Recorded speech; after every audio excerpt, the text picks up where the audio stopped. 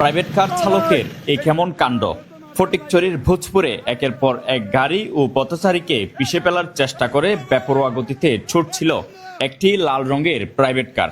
Chittagong metro ঘ 1170-84 নম্বরের এই প্রাইভেট কারটিকে ভোজপুরে ধাক্কা দেওয়ার পর সিএনজি চালক ও যাত্রীরা ধাওয়া শুরু করেন, কিন্তু চালক থামেনি।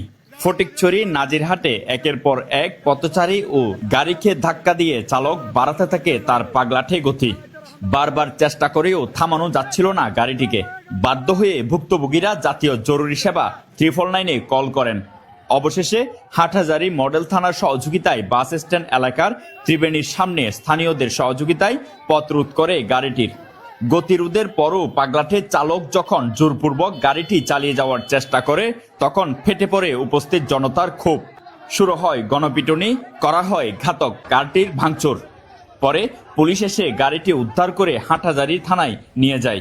মহাসড়কে এই ধরনের বেপরোয়া চালকদের মানসিকতা নিয়ে ক্ষোভ প্রকাশ করেছেন স্থানীয় পথচারী, যাত্রী ও চালকরা।